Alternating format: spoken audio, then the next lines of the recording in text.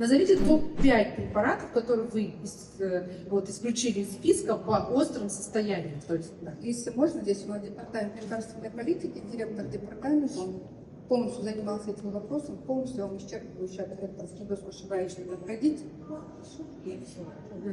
То есть вы не знаете?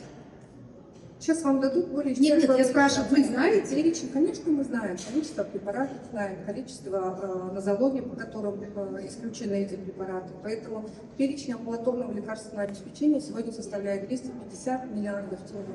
И это более чем достаточно. Необходима актуализация. Мы последние 5-6 лет только дополняли этот перечень без какого-либо анализа его клинико-экономической эффективности. В связи с чем был проведен этот анализ. На первом этапе проведено исключение. Вместе с тем мы ввели в этот список препаратов, которые востребованы населением.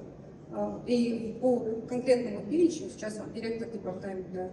Но вы этого перечня не знаете. Я этот перечень знаю. Все, что необходимо, вам дополнительно. Я вас всего прошу 5 препаратов, госпожа министр. Я не прошу весь перечень, я прошу топ-5 препаратов, которые вы вывели. Я вас услышала, вот стоит директор департамента. А вы меня послушайте, вы не услышите, а послушайте меня. Я вам задаю вопрос. Вы как министр назовите, пожалуйста, топ-5 препаратов, которые были исключены из вот этого списка бесплатных препаратов. Мне сейчас под рукой этого перечня нет. Законопроект касался других вопросов, уважаемые коллеги. Поэтому директора департаментов, которые курируют непосредственно эту работу, сейчас вам полностью исчерпывающий ответ дадут. То есть вы не знаете. Спасибо большое. Спасибо.